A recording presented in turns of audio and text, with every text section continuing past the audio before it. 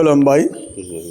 आन्दाग्रा गासै फोथायारि आइ आफा आरो बिदा फंबाय बिनानावफोर दिनै बे ज्योति प्रेयार मिनिस्ट्रि सेन्टारनिफ्राय आंनि गोरबोनि अननाय आरो सिबिनाय खुलुमनायखौ नोंथांमोन साफ्रोमनो जायफ्रा बे ज्योति प्रेयार मिनिस्ट्रि सेन्टारखौ नायग्रा अनसायग्रा साबस्क्राइब खालामग्रा आरो गुबुन बिदा फंबायनो शेयार खालामना होग्रा बिथांमोननिसिम आंनि गोरबोनि रोजा रोजा अननाय सिबिनायखौ बावहरनाय थाबाय। दिनै बे 2025 मायथाइनि 24 मे अखाफोराव नोंथांमोननिसिम दिनै बे जोंनि काथलिक फोथायारिफोरनि मोनसे गेदेर परब बे गेदेर परबानो जादों मारियाम ख्रिस्टानफोरनि हेफाजाब जायखौ इंराजियाव बुङो मेरि हेल्प अफ ख्रिस्टियान। दिनै बे मारियाम ख्रिस्टानफोरनि हेफाजाबनि गेजेरजों दिनै नोंथांमोननिसिम जोङो मोनसे भिडिअखौ लानानै फैदों। मानोना 2024 मायथाइनि जानुवारियाव जोङो मोनसे सनितपुर डिस्ट्रिक्टनि जाय ढेकियाजुलि आरो जर्दानपुर होननाय मोनसे गामियाव जाय हाजो खंखराव बै समाव गोबांथार बादारिफ्रा जोंनि फोथायारिफोर आरो गुबुन धोरोमनि गासै सुबुंफ्रा बे जायगाफ्राव दंफां बादारिफोर एबा बायदिसिनाफोर गावसोरनो मैहुर खालामनो थांनायफ्राव बे जायगायाव माखासे सिख्लाफोरजों मोदाय हिन्जावफोरजों लांखारजानायफोरखौ जों नोंथांमोना ससियेल मिडियानि गेजेरजों जाय स्टेफेन लाहारिनि माखासे गावनि टेस्टिमनि होनायनि गेजेरजों खोनानो मोन्दोंमोन। दिनै जों बे जायगायाव नैथिबार जों थांनो थाखाय थाम थिम जादों आरो बे थाम थिम जानायाव अनदायगाफोर नाथाय जोंहा आखायाव जेबो बोलो गैया, सिलाय खामा राइफलजों जोङो जेबो बोलो गैया, नाथाय जोंहा मोनसे इसोरनि गोथार हाथियार दं, गोथार आगजुफोर दं जाय जेरै जोंनि आखायाव गोथार बाइबेल आरो बे गोथार बाइबेल आरो जोंनि आखायाव दङ गोथार क्रुस जाय बे गोथार क्रुसनि गेजेरजों आरोबाव माखासे गोथार दैनि गेजेरजों जोङो दिनै आगान सुरलांगोन जाय बै जायगायाव माखासे सुबुंफ्रा जेरै आन्दायबोयो आरो बे हाजो खंखरखौ बै समाव जोङो जानुवारियाव जोङो हाबनो मोनाखै बा नागिरबाबो मोनाखै जानांगौ माखासे सैतानफ्रा गोबां बे जायगायाव आन्दायहोदोंमोन। नाथाय दिनै जोङो बे जायगायाव नैथिबार थांनो थाखाय आगान सुरदों आरो बे आगान सुरनायाव जों इसोरनि बोलोखौ लानानै आरो बे ज्योति प्रेयार मिनिस्ट्रि सेन्टारनिफ्राय जों इसोरनि आर'ज खालामनानै आवगायलांनो थाखाय थाम थिम जादों। जाय बियादा एलबार्ट नार्जारि बिथाङा सराइबिल पारिसनि आरो बिथाङा सासे मोजां फोरोंगिरि आरो बिथाङा इसोरनि बोलोफोरजों इसोरनि रावफोरजों इसोरनि गोहोजों बिथाङाबो दिनै आंजों लोगोसे आरो गोबां फोथायारिफोर बिदा फंबायफ्रा बे जायगायाव जोंजों लोगोसे बे हाजो खंखराव आरो बे जायगायाव जों थांफिननो थाखाय थाम थिम जादों आरो बेखौ नोंथांमोननि गेजेराव जों दिहुननानै दिनै बे ससियेल मिडियानि गेजेरजों नोंथांमोननो होनाय जागोन। जेरै गोथार बाइबेलाव एफेसुसनि 10 बालामनि 10 सेरियाव बुंदों नोंसोरो इसोरनि गानफबनायफोरखौ गान, जेब्ला नोंसोरो सैताननि जेंना गसंनोब्ला अब्ला गसंथानो थाखायब्ला नोंसोर इसोरनि बे गाननाय आगजुफोरखौ गान। मानो सैताननि जेंना गसंनो थाखाय जों बे इसोरनि माखासे गोथार बाइबेल आरो गोथार क्रुस थाव आरो दै आरो बेबायदिनो बिनायफोरजों जों आगान सुरगोन। बेनिखायनो गोथार बाइबेलनि बे बोसोनखौ लानानै जोंहा जेबो बोलो गैया, खालि बे नैबे गोथार बाइबेल गोथार क्रुस आरो जोंनि फोथायनाय आरो बे फोथायनायखौ जों आगान सुरलांनो नागिरदों। आरो दिनै अनदायगाफोर जोङो दसे उनाव आरोबाव बे जायगायाव जोङो जेब्लायबो बे जायगायाव जोङो बे आइ मारियामनि मोनसे ग्रथ' आरो बे ग्रथ'नि जायगायाव जों बियो आरो बे बिनायनि गेजेरजों जों दिनै दसे समब्लाबो जों बिनानै आरो लोगोसे जोंनि 2023 मायथाइनि 4 एप्रिल खालि बे मोनफ्रोम रुंसारि जानाय नानि आलफनसानि मुङै जाय आर्चबिशपआ बे जायगाखौ बोर होदोंमोन आरो बेनि खाम्फा खाथियाव गसंनानै जों दङ। दा दसेब्लाबो जों इसोरनि मुङै आर'ज खालामनानै जों आवगायलांनोसै। ख्रिस्टनि आंखौ बिफा आरो बिसारि गोथार जिनि आमेन। फोरबो नोंनि गेदेर अननाय आरो बोरखौ जों जेब्लाबो मिजिंथियो। जोंहा जेबो बोलो गैया। 2025 मायथाइनि सिगां जेरै नोङो भुतफोरखौ होखारदों, खानाफोरखौ नुहोदों, लेंग्राफोरखौ थाबायदों, गोथैफोरखौ जिउ होफिनदों। फोरबो नोंनि जोबनाय गैयै महिमाखौ जों मालाबाबो बावनो हाया। मानोना गोथार बाइबेल लुकासनि दा जेरै 36 दं इसोर मावनो हायो मोनसेबो बिसय गैया। बेखायनो फोरबो नों जोंजों लोगोसे थादो आरो जोंजों लोगोसे जाय माइकेल आरफ बिनि आखाइ गोबौ थुंग्रि एबा गोबौ थरा लोगोसे थानानै बै खोमसिनि बोलोफोरखौ जोङो आरो बेजों लोगोसे राफेल आरफा जोंखौ थांलाय फैलाय जेब्लायबो जोंखौ प्रटेक्शन खालामगोन। बे गेदेर इसोरनि बोलो आरो इसोरनि जिउजों आरो लोगोसे गोथार आरफफोरनि गेजेरजों बे जायगायाव जोङो आगान सुरलांनो थाखाय जोंखौ बोलो होदो। बेखौ बेबायदिनो बोखांग्रा फोरबो जिसु ख्रिस्टनि मुङै आमेन। अनजाग्रा लोगोफोर, जों दा बे सनितपुर डिस्ट्रिक्टनि सिङाव थानाय ढेकियाजुलिनि हा गोदान एबा जर्दानपुर होननाय मोनसे गामियाव जों दा गारिजों थांगासिनो दङ आरो बे जायगायाव जोङो थांनाय समाव जोङो लामायाव माखासे जोंनि नुथाय एबा मिथिंगानि माखासे समायना रमायना बिफां लाइफां लामा गासैखौबो जों दा नुगासिनो दं नोंथांमोना नै जों बे जायगायाव थाव सोनो हाबबाय थाव डेपुआव जों जा जर्डानफोर सिख्रि सिख्ला ओंखारग्रा हाजो खंखराव हाबनाय जोङो बे गामियाव हाबबाय नै हाग्रा बंग्रा हाबजेननायजों जोंनि बे गारिया हाबबाय हाग्रा नङा अन्थाइ बाजाब अन्थाइबो दङ नै अन्थाइ बाजाब अन्थाइ आरो मा मा बिफां बिबार बिलाइफोर दं नै जों दा बे लामाजों थांगासिनो दङ नै बे लामाजों बै हाजो जोङो गोबां अन्थाइ आरो बिफां लाइफां सोमखोर सोमखोर बेन्दों बेनला बेनि गेजेरजों बे जर्डानपुराव सफैयो आरो बे जर्डानपुर गामिखौ बारनायनि उनावनो आरो बै हाजो खंखर फारसे जाय मोदाय हिन्जाव सिख्रि सिख्ला थाग्रा आरो बेजों लोगोसे सुरंग बे हाजो दन्दराव जों हाबनो थांगासिनो दं नै जोंना साल्टे थमास खुजरा गारिखौ सालायगासिनो ओरै बियादैफोर दङ नै इजराइल दं एलबार दं हेल' आरो बिसोरो सिख्रि सिख्लाखौ नायनो जोङो नुयोना सिख्लाखौ बिसोरो मा खालामनो सानदों बिसोरसो मिथिसिगौ दा दसे उनाव जोङो बे हाजोखौ नुहैसिगोन खुलुमबाय अन्दायग्रा गासै आइ आफारि बिदा फंबाय आरो बिब' बिनानावमोन दिनै जोंनि थाखाय मोनसे रंजानाय आरो गोजोननायनि मोनसे रादाबखौ नोंथांमोननिसिम जों लाबोदों बे रादाब एबा रंजानायनि गुबै बाथ्राया बेनोदि 2024 मायथाइयाव जोङो बे जायगायावनो बे जर्डानपुर होननाय जेरै बाथासि फारसिनि सिङाव थानाय बे जर्डानपुर फोथायारि मोनसे काथलिक गिर्जानि सिङाव थानाय जाय बे जर्डानपुर गामियाव गोबां फोथायारिफोर आइ आफा बिदा फंबायफोर इसोरखौ खुलुमग्रा अनग्रा सिबिग्राफोर दं बेनि गेजेराव जोङो नैथि आरोबाव दिनै बे गामियाव जों आगान होफैनो हादों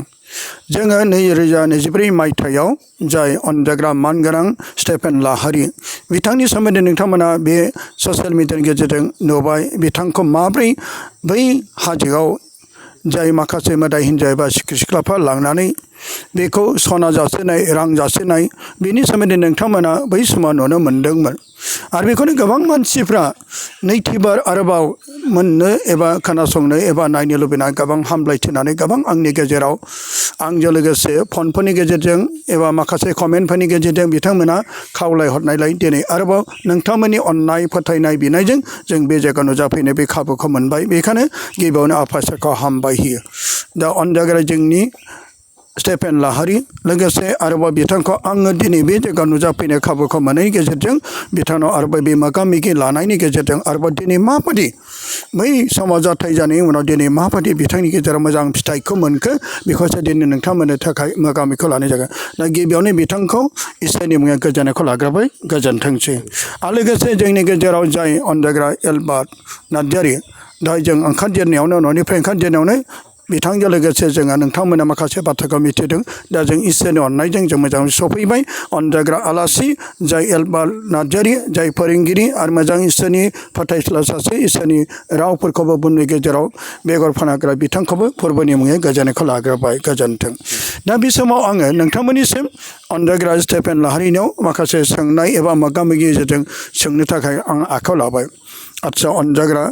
जोंनि फोथायारिफोरनि गेजेराव नोंथांमोना एसे मिथिहोनो हागोन नामा नोंथाङा दि बै समाव माखासे सिख्रि सिख्लाफोरजों एबा मोदाय हिन्जावजों बै हाजो खंखराव लांखरजानाय एबा सना जासिनाया दासिमबो जाबाय थाबावो नामा एबा नोंथांनि बेबायदि जासिनाया दासिमबो नोंनाव फैबाय थाबावो नामा सिमांफोरनि गेजेरजों एबा बेबायदिनो मोगथांनि गेजेरजों एबा माबाफोर नोंथाङा जोंनो गावनि मोन्दांथिखौ जोंनो एसे होनो हाबावगोन नामा आरो बेखौ दिनै नोंथाङा एसे फोरमायदो दे आखायाव लानानै नोंथाङा फोरमायदो दे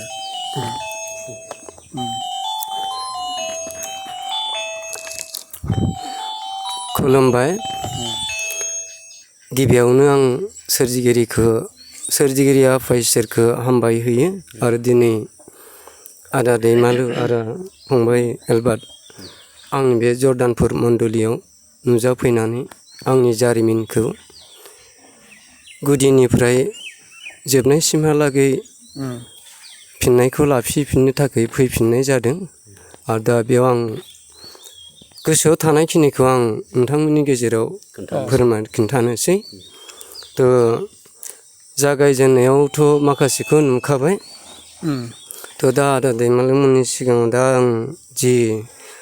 रिट्रिट लादोंमोन आरो आराधना लादोंमोन बै समनिफ्राय दिनैसिम इसेबां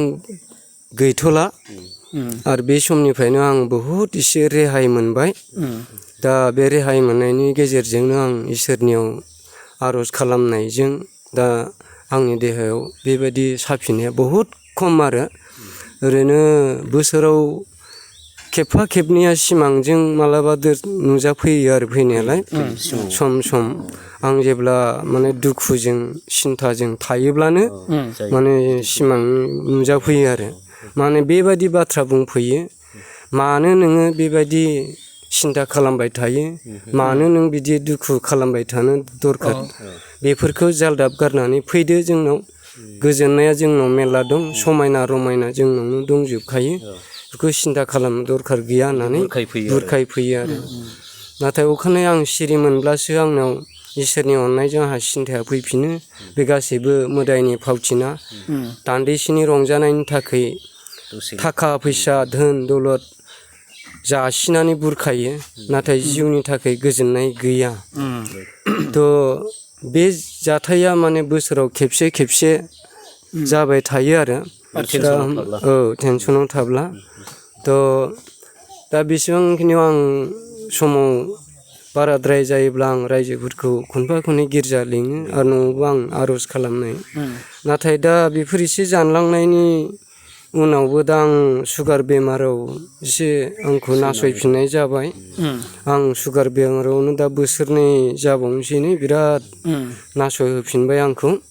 ओरै नङा ओरै दा बे सुगार बेमार बोसोरनै जानायनि गेजेराव आंखौ बै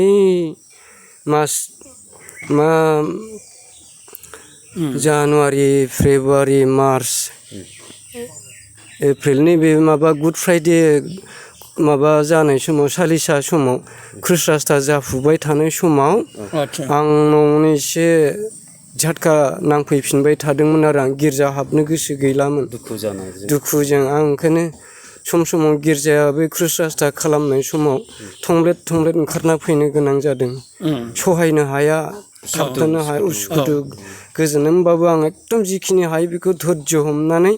क्रुसनि लामा जोबनाय लोगो लोगोनो आं ओंखारबोनांगौ जाहैबाय थादों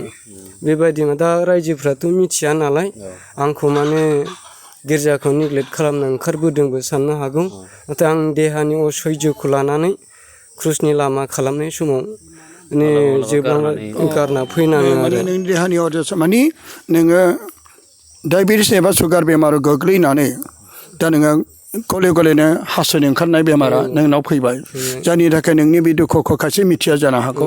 नोंनि देहानि जेंनाफोरखौ मिथिया जानो हागौ बै समाव नोङो जाय सिख्रि सिख्ला एबा मोदाय हिन्जावजों नोङो नासयजादोंमोन जिउआव नाथाय दा मोदोमाव नोंहा सुगार बेमारजों नासयजानायखौ नों मोन्दों गासैबो इसोरनि गोसो बादि माने इसोरनि आखायावसो दा नोंनियाव आङो बेखौ बै समनि बे समायना बे सिख्रि सिख्लाया नोंजों मोगथाङावथ' दा फैलिया मोगथाङाव फैबाव नामा मोगथाङावथ' फैला दायो आदसा दा सिमांफोरनि गेजेरजों बै आगोलाव नुजानाय बे सिख्रि सिख्लाया दाबो सिमाङाव बे एखे महरा फैना गुबुन महरै फैयो बे सिगांनि माबा सिख्ला गिदिरसिना मालाबा साथाम लोगो लानानै बिदिनो 6 मासजों खेबसे 9 मासजों खेबसे सिमाङाव नुजाफैयो बिराद गोजौ सिख्ला बे ग्रुपनि गेजेराव 12 जननि गेजेराव बियो देरसिन गोजौसिन खानाय गोलावसिन महर गोसासिन आरो बियो माने जुजिफैबाय थाबावो आरो सम बै समावथ' नों मोगथाङावनो बे लांजानायमोन दाथ' सिमांनि गेजेरजोंनो दाबो नुजाफैबाय थायो आदसा मानोना जोंहा गोथार बाइबेल होनो जिंगा सिनायजों माखासे पापफोरखौ बरायना लानाय जायो जिंगा सिनायाव सैताननि बोलोफ्रा गोख्रोंसिन जायो ओंखायनो जिंगा दासि होनना बुंदों नों गोबां न'खरनि गथ' गथाय आरोबाव लोगोसे नोंनि न'खरनि रांखावरि जेंना बायदिसिनाखौ लानानै गोबां जिंगा सिनाय सिन्थानि बिनि गेजेरावनो नोंखौ सैताना आरो बोलोसिन मोन्दों बेनिखायनो नोंनि सिन्थाजों आरो जोंखौबो फोरोंदों बे सिन्था एबा जिंगा सिनायजों जोङो सैतानखौ बरायना लानाय जायो ओंखायनो जोङो दा बेबायदि जिंगा सिनायनिफ्राय गोजानाव थानानै गासैबो नोंनि आखायाव गथाय फोरबो गाबनायब्लाबो सुखुब्लाबो रंजानायब्लाबो देरहानाय जानाय गासैबो नोंनि गोसो बायदि जाथों होनना जों गथायनो बेखौ जोङो जिसुआ जोंनो फोरोंदों दा बेनिफ्राय नोङो आरोबाव जिंगा सिनाय दंबाय नोंहा सुगार बेमारजों नारसिनजानायाव आदसा दा बेजों लोगोसे आं नोंनाव सोंनो लुबैबावदों जेब्ला नोंनि न'खराव जेब्ला नों बारानिफ्राय बारा जाबाय बै सिख्रि सिख्लाया आदसा बे सिख्रि सिख्लाया माबायदि नोङो बेबायदि सिख्रि सिख्ला बे समायना महर गोसा बे हिन्जावा बे मोगथांफ्राव बेबायदि नुदों नामा नोङो ना बै समायना सिख्रि सिख्लाफोरबायदि दासिमबो बेबायदि नुफेराखै नामा देनाय दा बिसोरनि महरा माबायदि बिसोरनि महरा दा माने जोंनि बर' सिख्लाफोर महरैनो फैयो औ बे सिख्लाया माने दख'ना गोमो गानो आदसा आरो सारि गोमो लाबोयो ओमफ्राय खर'आव सादोर गुफुर खाख्लोबो बे महरा माने गोजौ गुफुर आरो खानाय गोलाव आरो ग्रुपनि गेजेराव बेनो जौसिनबो आरो मोदोम गुफुरबो दा बेबायदिखौ आं मोगथाङाव दा नुनाया गोबावथारसै आरो नुथाराखै फार्स्ट टाइमाव नुनायल' मोगथाङावथ' बेबायदि नुफेराबो नोङो रावखौबो बेबायदि नुहरा खिन्थु बिसोरो बर' सिख्लासो नामा बे सिख्रि सिख्लाया औ बर' सिख्ला महरैनो नुजाफैजोबो बर' सिख्ला महरैनो नुजाफैयो बिराद समायना ना बारा महर गैया बिराद समायना बे सिख्ला गिदिरसिना देरसिना बेनो बयनो नोंखौ हाबा लानो लुबैयो नामा बेनो आंखौ बामनानै लांदों बामना लांनो बिसो औ बेनो बामनानै लांदों आंखौ ओमफ्राय बामना लांनानै गावनि मन्दिराव गावनि न'आव सोना लाहैनो माने एकदम जोंथि माथि एकदम फाक्कानि न' गोजामोन समायना रमायना जोंथि माथि ओमफ्राय बिल्डिं नालाय सिङाव थाखा फैसा आमदानि ओमफ्राय बेहा बिफा बोराय सासे दं बिमा गैया ओमफ्राय बिफाजों रायजानानैसो हगार हरफिनदों लाखिनोमोन आरो लाखिनाय माने नोंनि जिउआथ' मोदोमाथ' थालांगोन खिन्थु जिउखौसो लाना थाङोमोन दा बेनो माखासे गाज्रि आत्माफ्रा बिदिनो लाना थांनायफोर जायो दा नाथाय नों इसोरनि फिसा जानायखाय नाथाय नोङो दिनै देरहाबाय आरो बेनिफ्राय जेब्ला बे लांफैबाय थानाय जुजिबाय थानायाव बेनिफ्राय नोङो बबे राहाजों नोङो देरहानायखौ मोनखो बै समावथ' नोङो गावनि न'आवनो 9 दिन उखैजानाय एबा सानगु एबा नबिना बिनायनि गेजेरजों लास्ट दिनाव नों आंखौ लेंहरदोंमोन गावनि न'आवनो रिट्रिट लानो दान्दिसे उनाव जों नोंनि न'खौबो लाहैनाय जागोन आदसा बे लास्ट रिट्रिटआव नोंनियाव आरोबाव बिसोरो फैबावदोंमोन नामा खयजन फैयामोन आरो माबायदि सोरखौ नों बारसिनो नागिरामोन बेखौ एसे बुंनो हागोन नामा नबेना लानाय समाव बे दैमालुमोन दा लास्ट जोबथानाय नबेना आराधना लानायाव आंनि मिथाइ स्टिफानबो फैफादोंमोन स्टिफान दैमारिया थ' बे समावथ' आं जेबो आन्दाजखौनो मोनाखिसै दा बेयो बे सिख्लाफोरजों लोगोसे 6 जन सेंग्राफोर लाबोफादोंमोन बियो बबेहाय लाबोदों नोंनि बे आंनि न' सिख्ला गेजेराव आंनि सोरगिदिं न'आव बेंजोब्बाय बेयो माखासेफ्रा नैबे मिखिरदिम दंफां दंमोन आंहा फांसे बेयाव माखासे गाखोनानै दंफैयोमोन ओमफ्राय थाइजौ दंफां दंमोन बेयाव माखासे गाखोबाय ओमफ्राय बे सिख्लाया गावनि बे हौवा मानसि सानैखौ लाबोनानै आंनि खाथियाव थाफैबाय थ' बे समावनो आं मिथाइ स्टिफाना आंखौ आसि सारदोंमोन आसि सारनाय समाव एसे थ' बे आसि सारनायखौ मानियासै बियो बे समावनो आंनाव बासिनानै आं मिथाइ स्टिफेनखौ नोंनियाव गाखोबाय बेयावनो आं बोलो होबाय थ' बे समावनो आं बेखौ सौदोंना जोदोंमोनथाय आं बासिनो नागिरदोंमोन मोदाया आन्दाज मोनाखिसै आङो गाबख्रावजोबदों बिनि उनावहाय बेनि उनाव दा गामिनि गासै जोहोलावफ्रा नोंखौ हमथाबाय माने बेखौ होसोबाय नोङो बेथ' गाबख्रावनो खारबाय आंथ' आन्दाजखौनो मोनाखिसै जेब्ला आं सिरि मोनफिनो होमब्लासो मोथो नोंखौबो बेबायदि होसोगोन होनना मिथिया माने नोंखौ बारसिननानै गोदोना सेथेना थैलोंगोन सानदोंनो बियो नोंनि मेथाइआ मेथाइखौ नोङो माबासो जानोसो नागिरदों बे मेथाइआ गोदै नालाय नोङो स्टेफेन दैमारि नोंना स्टेफेन लाहारि टाइटेला नोंनि मेथाइखौ नोङो गोदैखाय नोङो बारसिननानै थैलोंनो नागिरदोंमोन ओंखायनो गिनानै गाबख्रावदोंनो बै बे जर्दानपुर गामिनि जोहोलावफ्रा आरो गासैबो बिदा फंबायफ्रा नोंखौ हमथानायावसो बे बासोर दासो जिउ मोनफिनबायलै आदा होननानै आंनि सिगाङाव बुंबाय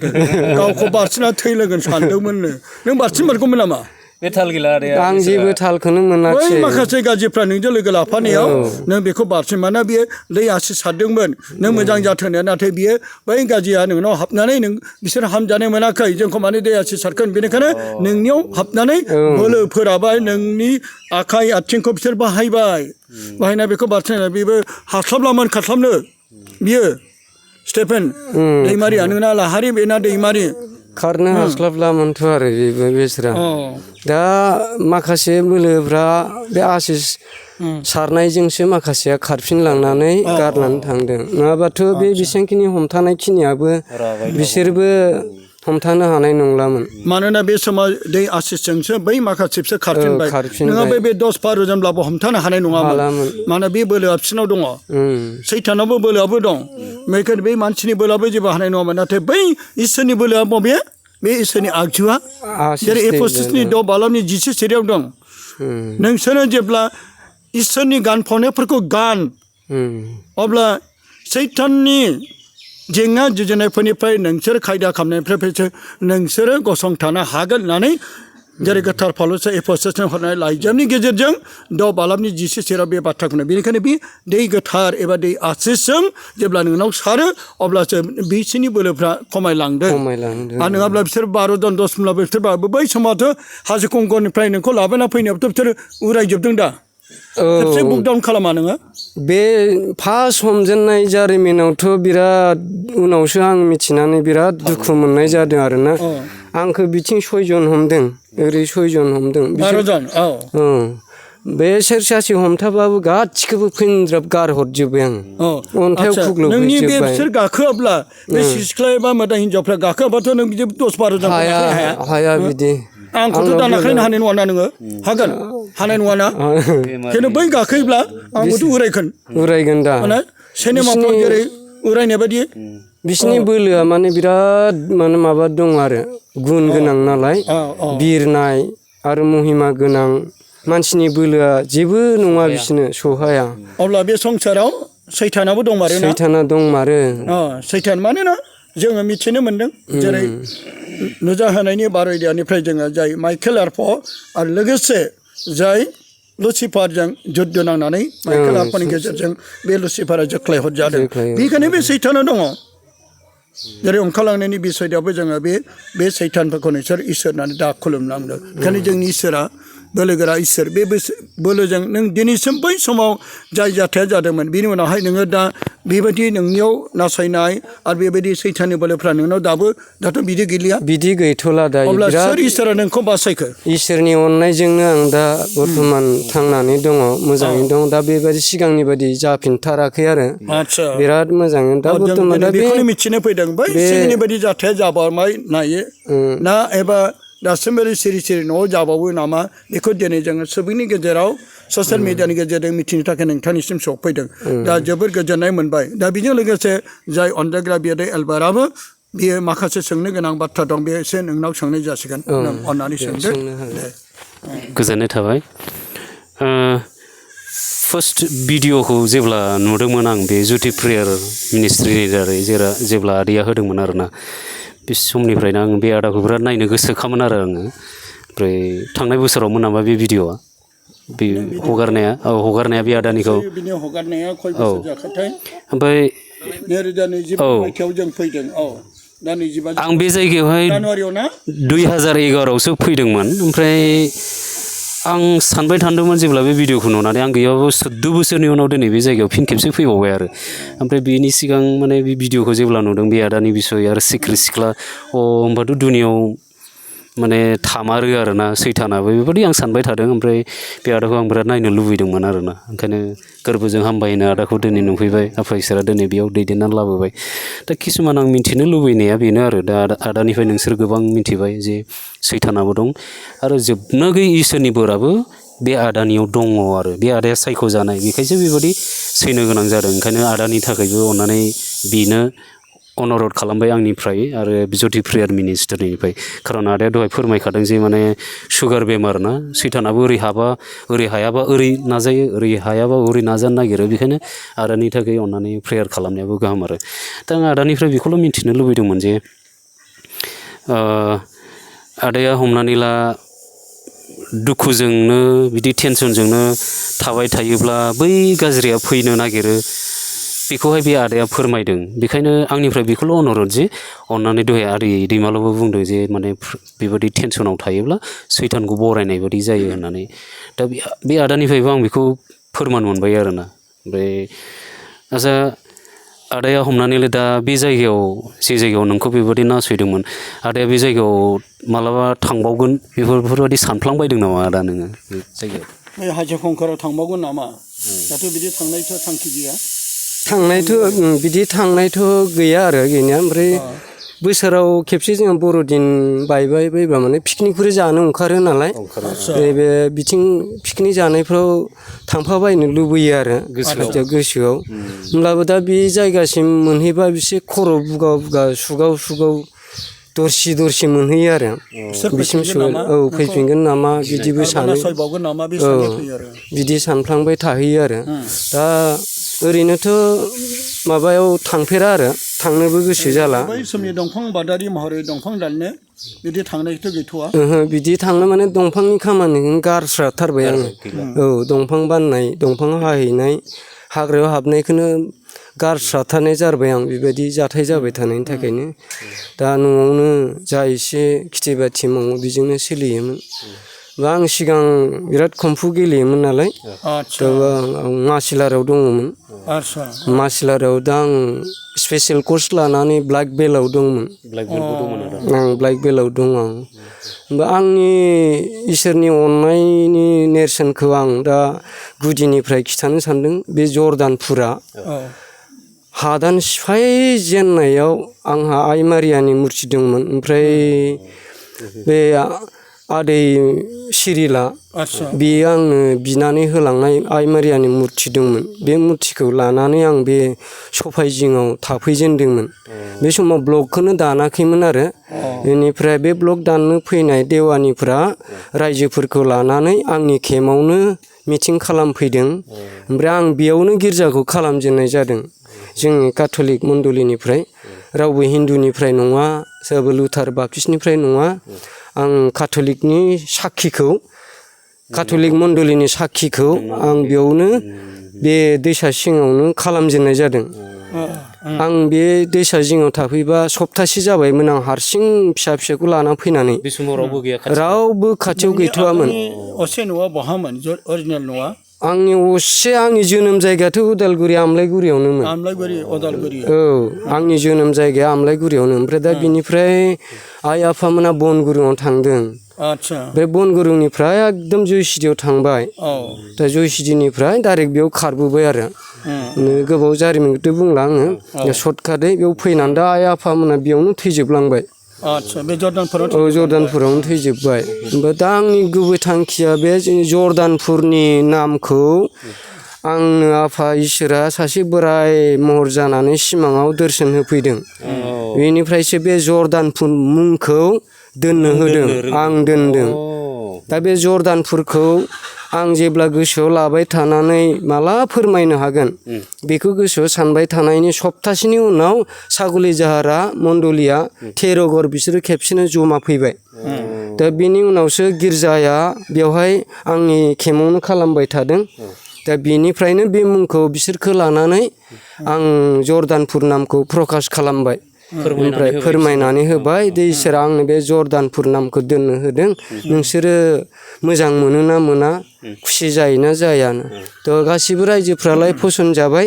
होमब्लाबो इसोरा होदों होमारदोंना होमाराखै होननानै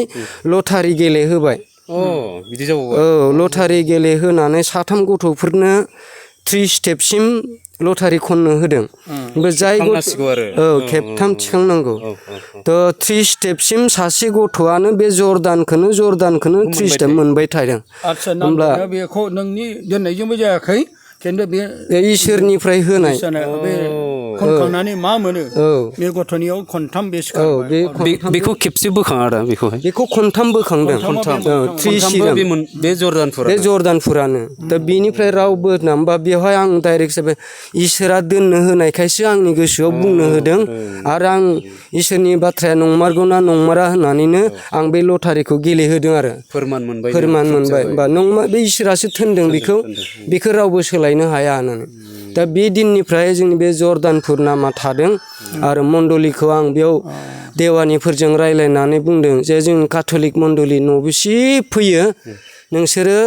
हानि रिसिप्टखौल' फैसाखौल' लादो मण्डलि लाइनखौ आंनि मण्डलि फैबा आंनि सिरियावल' सोलांगोन बेखौ आं रायलायनानै लादों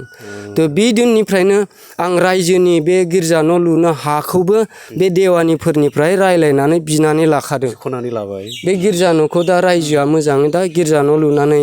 खेथि बाथि मावनो जानानै सुबिदा मोनबाय आदसा बे जर्दानपुर गामिनि नामनि जारिमिन जाबाय औ जर्दानाथ' मोनसे गोथार जायगा जिसुनि औ जायगा बिसिन जायगा जेरै गोथार जायगा मोनसे हलि लेन्ड दा बेनिखायनो मोजां दे बेजों लोगोसे आरोबाव आङो सोंनो लुबैदों आदसा बे जर्दानपुर काथलिक मण्डलियाव गासै खय न'खर दासिम दं दायो 39 दं नामा मुनो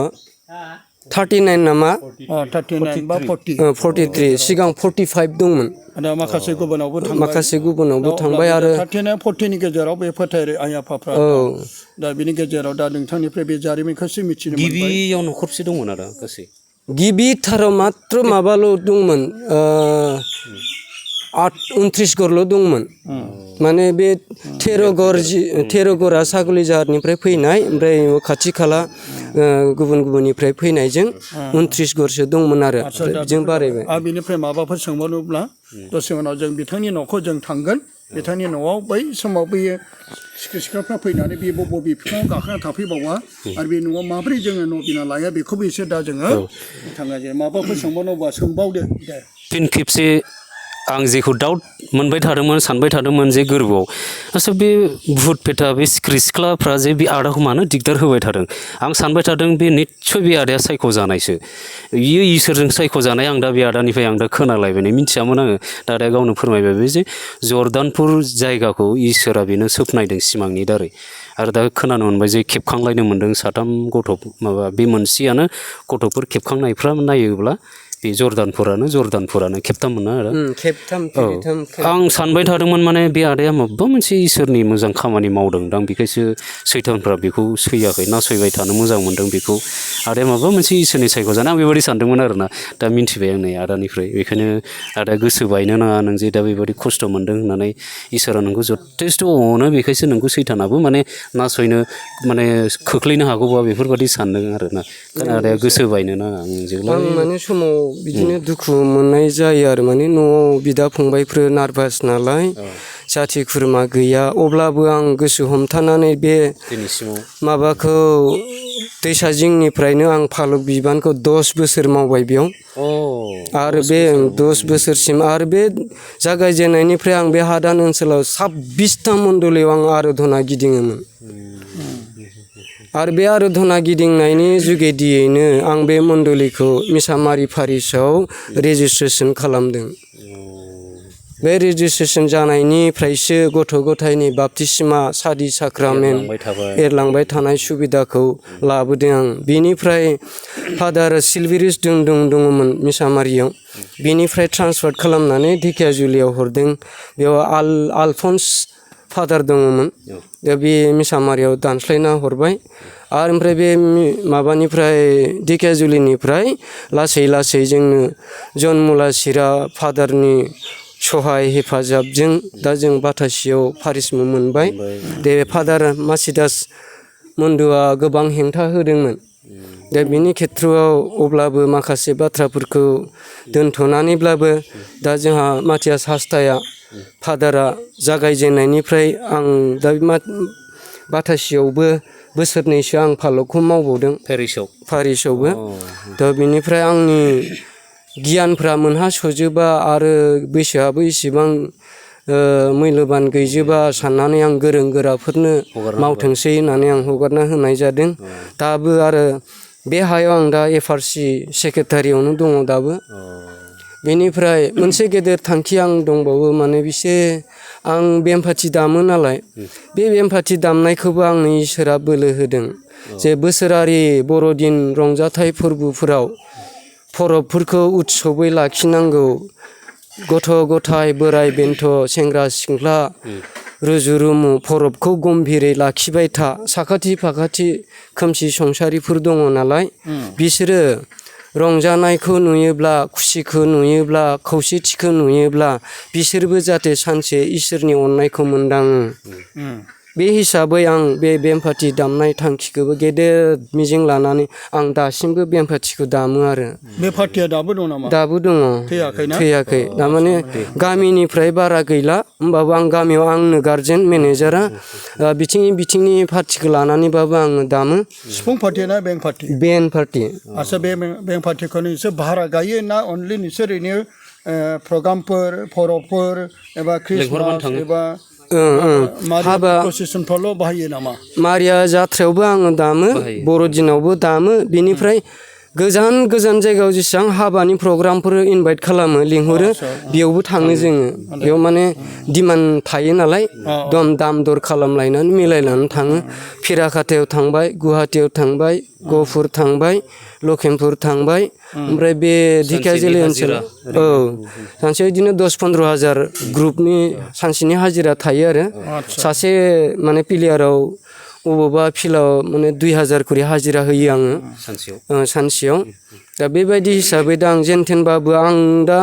थांनानै थासान्दियाव बेंक पार्टिखौ सोलिनानै दं आरो बेंक पार्टिया नोंसोरो बे संसारनि रमान्टिक मेथाइफोरनि गेजेरजों ना इसोरनि मेथाइफोरखौ लानानै नोंसोर बे दामनायखौ दामो जों माने प्राय मण्डलि हाबाफोरबा मण्डलि मेथाइखौ दामजोबो गिर्जानि मेथाइखौ दामजोबो बेनिफ्राय गुबुनाव जेनेरेल माबाफोराव थांब्ला जेनेरेल मेथाइफोरखौ दामना होयो आरो माने जेनेरेल लेंगुवेजाव दामना होजोबो आरो अब्ला जोङो माखासे अनदागाफोर मिथिनो गोनां बाथ्राखौ जोङो मिथिनो मोनबाय आरो दिनै नोंथांमोना बे ससियेल मिडियानि गेजेरजों एबा बे भिडिअनि गेजेरजों नोंथांमोना अनदाग्रा स्टेफेन लाहारिनिफ्राय नैथि बार बे मोगा मोगि लानायखौनो खोनानो मोनबाय दा जोङो दा दान्दिसे जों बिथांनि न' फारसे जों नायगोन आरो बिथांनि न'आव माबायदि जायामोन आरो बे बिफां सायाफ्राव बिसोरनि सिख्रि सिख्लाफोर माखासे गाखोफैनायखौ जों दासो नायनो बे बिफांफोरखौबो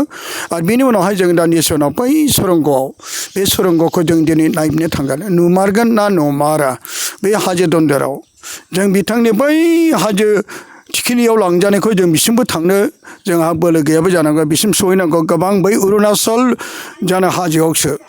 दंफां बादारि थांनाया बिसिम जों सहैयाब्लाबो नैबे माखासे सिख्रि सिख्ला जानो हागौ बे सिङावबो दङ माखासे बेखौ जों नायनो एबा गोथार धोरोमनि आगजुफोर दै आसिस आरो बेजों लोगोसे रजारि क्रुस